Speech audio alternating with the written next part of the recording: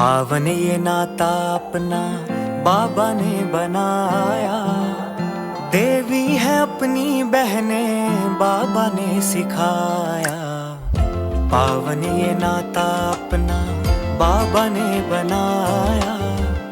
देवी है अपनी बहनें बाबा ने सिखाया। हाँ, भाई बहन का रिश्ता कितना है प्यारा। प्रेम रूहानी इसमें सदा है समाया। भाई बहन का रिश्ता कितना है प्यारा। प्रेम रूहानी इसमें सदा है समाया।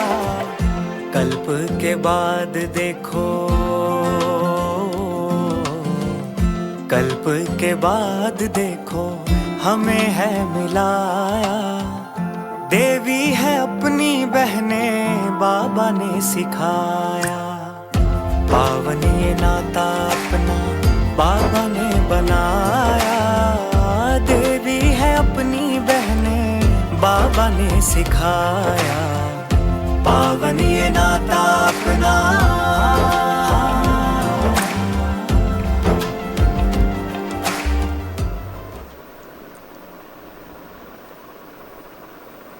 ओम शांति। आज के इस रक्षाबंधन के पावन पर्व की ब्रह्मा कुमारी इस परिवार, शिव बाबा के परिवार की तरफ से आप सबको खूब सारी शुभकामनाएं। ये रक्षाबंधन का त्यौहार वो त्यौहार है जो वर्तमान समय की ज्वलन समस्या को मिटाने का सबसे बड़ा आधार है, और वो है भाई बहन का पवित्र रिश्ता। आज के संसार में भाई बहन के रिश्ते बिल्कुल ख़त्म होने की कगार पे हैं। चचेरा ममेरा तो कुछ रह ही नहीं गया है अब। तो इसीलिए भगवान कह रहे हैं वर्तमान समय पवित्र रिश्तों की आवश्यकता है धरती पर। आजकल के बच्चे कहते हैं कि हम बहुत मॉडर्न हैं या हमारी सोच बहुत विशाल है, हम जाति पात का भेद नहीं समझते हैं। स्पिरिचुअलिटी उससे भी ज़्यादा विशाल है, वो तो सबको अपना मानती है। लेकिन सही रिश्तों में एक हिंदू रानी ने एक मुसलमान को राखी बेचकर उसे अपना भाई बनाया और एक बड़ी समस्या का समाधान कर लिया। जबकि आज के बच्चे एक दूसरे धर्म में शादियां कर करके बड़ी बड़ी कठिनाइयां क्रिएट कर रहे हैं। तो स्पिरिचुअलिटी भी बहुत ब्रॉड है और बहुत हमारे मन को, बुद्धि को विशाल करती है। लेकिन सही रिश्तों में हम 10 मुसलमानों को अपना भाई बना सकते हैं, 10 हिंदुओं को अपनी बहन बना सकते हैं, क्रिश्चियंस को, सभी धर्म वालों को अपना भाई बहन बना सकते हैं। ये रिश्ते स्थापन करें तो विश्व में वाकई वसुधैव कुटुंबकम की भावना आएगी। हिंदू, मुस्लिम, सिख, ईसाई आपस में सब भाई भाई। तो एक पिता की संतान होने के नाते तो वैसे ही भाई भाई थे। लेकिन जब शरीर में आए तो अगर हर रिश्ता हम बहन भाई का रिश्ता बना लें, हर धर्म में, किसी भी धर्म में भेदभाव ना हो, तो अपने आप संसार से समस्याएं ख़त्म हो जाएंगी। तो ये रक्षाबंधन का त्यौहार हमको यही संदेश देता है। इसीलिए रक्षाबंधन की जो विधियां हैं मनाने की, हैं तो वो सिम्बॉलिक्स, लेकिन उनके पीछे भी बहुत बड़े राज हैं। रक्षाबंधन में सबसे पहले बहन अपने भाई को टीका लगाती है। ये टीका का मतलब ही है मेरा आत्मस्वरूप, और आत्मस्वरूप मतलब आत्मा, आत्मा, भाई भाई। सिर्फ भाई को टीका नहीं लगाया जाता है, लेकिन भाई की स्मृति का टीका हर एक को लगाना है। आत्मा को पुरुष कहा जाता है। तो यहाँ टीका लगाने का मतलब अपने पवित्र स्वरूप में, अपने भाई के स्वरूप में सदा टिके रहो, तो अपने आप पवित्रता आपसे फ्लो करेगी। फिर टीका लगाने के बाद राखी बांधी जाती है, एक पवित्र धागा।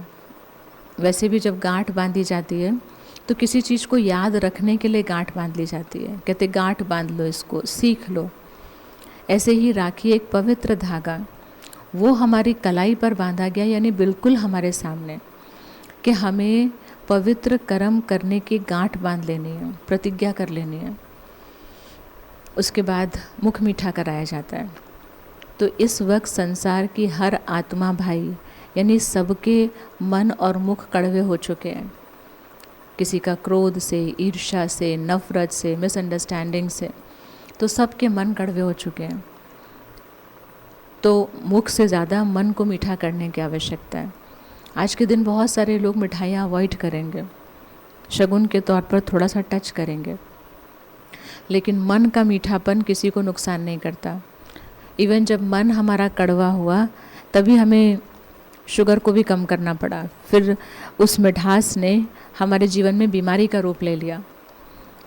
तो इसीलिए भगवान कहते हैं आज के दिन पर हम सब एक दूसरे के लिए अपना मन मीठा करेंगे, एक दूसरे की गलतियों को माफ़ करेंगे। हमने किसी का दिल दुखाया होगा तो आज हम उनसे माफ़ी मांग लेंगे। और साथ साथ में फिर खर्ची भी मिलती है, पैसे मिलते हैं, गिफ्ट मिलता है।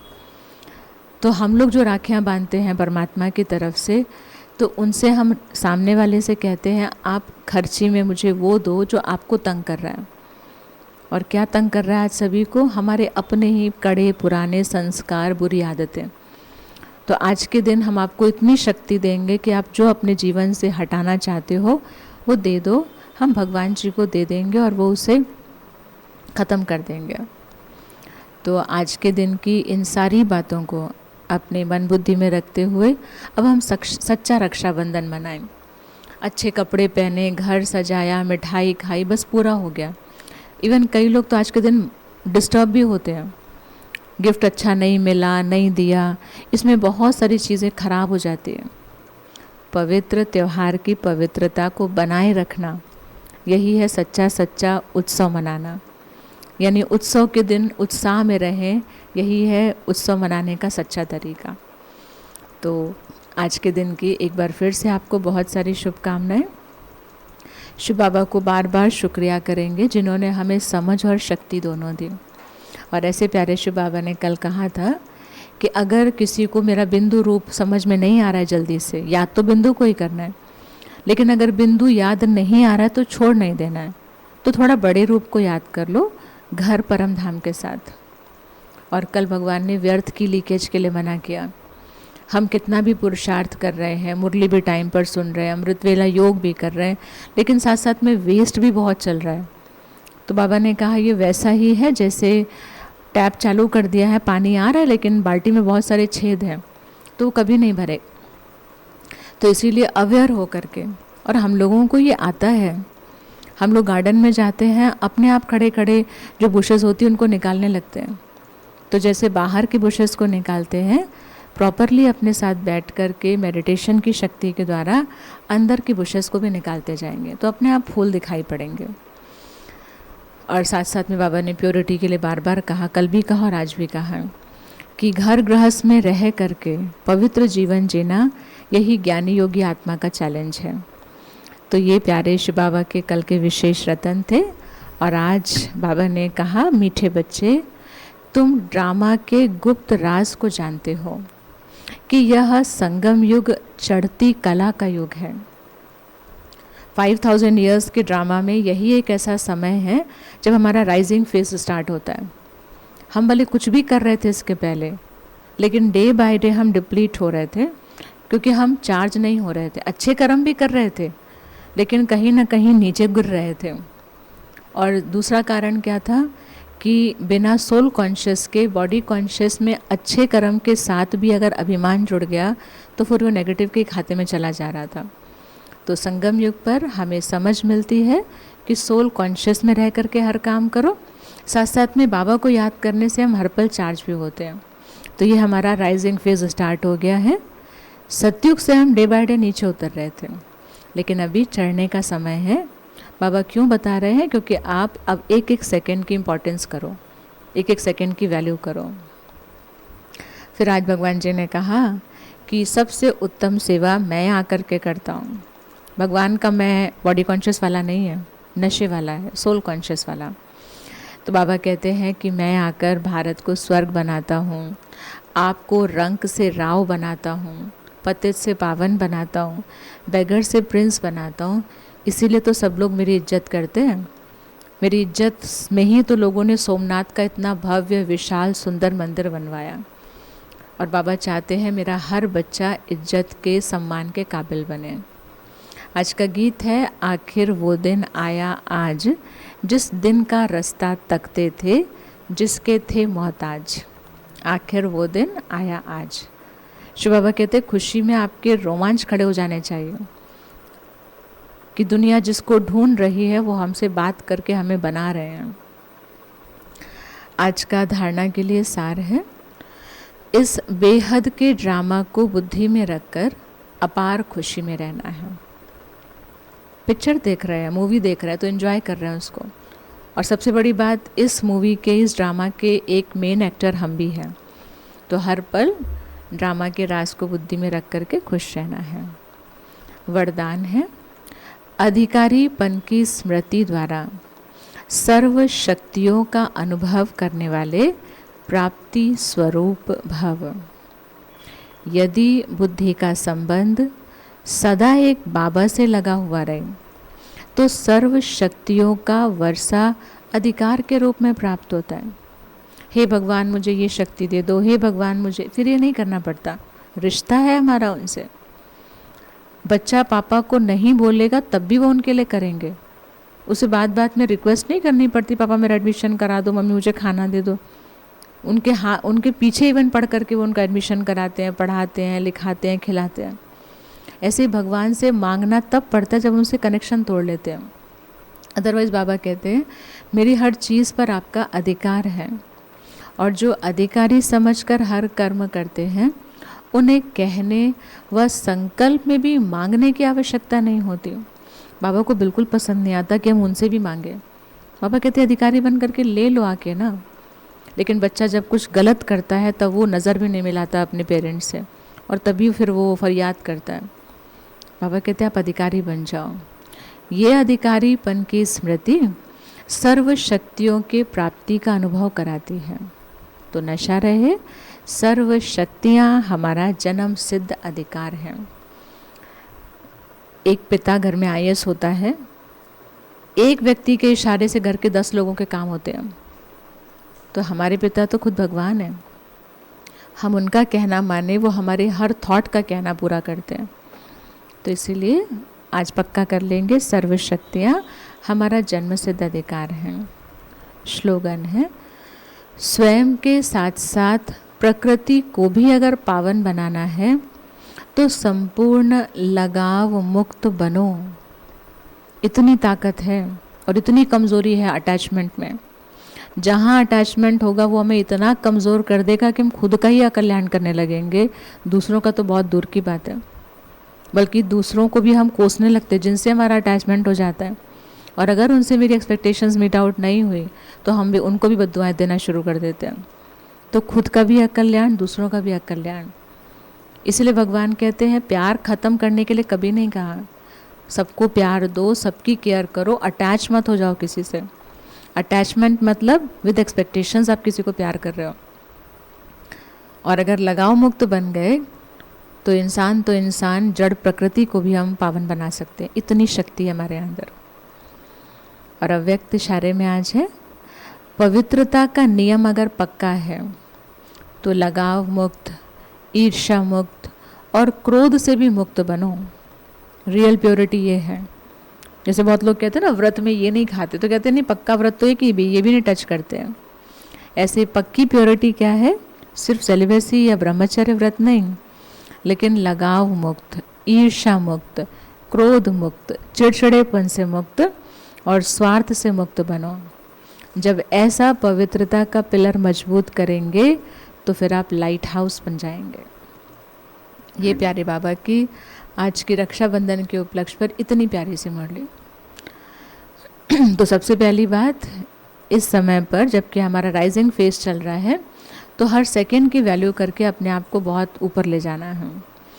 शिव बाबा इतना बड़ा काम करते हैं, हमें रंग से राव बनाते हैं, बेगर से प्रिंस बनाते हैं, पतित से पावन, और भारत को तो गरीब से साहूकार बनाते हैं। तो सचमुच हम दिल से उनका सम्मान करते हैं। फिर आज का गीत है, आखिर वो दिन आया आज। चौथी बात, ड्रामा के राज को बुद्धि में रखकर सदा हर्षित रहना है। जो बाबा से संबंध निभाएगा वो सर्व शक्तियों का अधिकारी हो जाएगा, सफलता उसके साथ रहेगी। जो लगाव मुक्त होते हैं वो अपने साथ साथ प्रकृति का भी कल्याण कर लेते हैं। और पक्की पवित्रता ये है, क्रोध मुक्त, ईर्ष्या मुक्त, लगाव मुक्त, चिड़चिड़ापन मुक्त। जब इन सब से मुक्त हो जाते हैं तो वैसे पवित्रता के पिलर बन जाते हैं जो हम लाइट हाउस का काम करने लगते हैं। फिर से एक बार फटाफट याद कर लेते हैं। सबसे पहली बात, हमारा राइजिंग फेस चल रहा है। दूसरी बात, भगवान की इज्जत हम क्यों करते हैं, क्योंकि वो हमें क्या से क्या बना देते हैं। तीसरी बात, आखिर वो दिन आया आज। चौथा रतन, ड्रामा के राज को बुद्धि में रखकर सदा हर्षित रहना है। पांचवा अनमोल रतन, भगवान से सर्व संबंध रखने वाले अधिकारी हो जाते हैं। छठा रतन, लगाव मुक्त आत्माएं अपने साथ साथ प्रकृति को भी पावन बना ले जाती हैं। और पक्की पवित्रता ये है, लगाव मुक्त, क्रोध मुक्त, ईर्ष्या मुक्त, स्वार्थ मुक्त।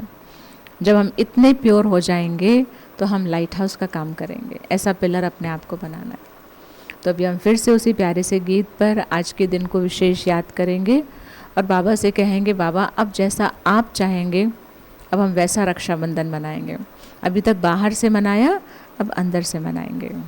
फिर से एक बार बहुत सारी शुभकामनाएं। ओम शांति।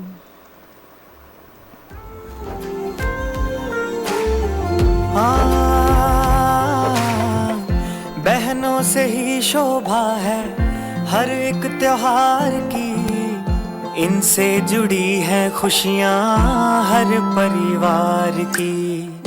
पूजन अधूरे हैं इनके बिना तो सारे, प्रभु प्रतिमूर्त है ये इस संसार की। हाँ, बहनों से ही टीका है, बहनों से राखी है, हर घर को मंदिर जैसा बहनें बनाती हैं। बहनों से ही टीका है, बहनों से राखी है, हर घर को मंदिर जैसा बहनें बनाती हैं। मात पिता के जैसा, मात पिता के जैसा फर्ज है निभाया। देवी है अपनी बहनें प्रभु ने सिखाया, पावन ये नाता अपना।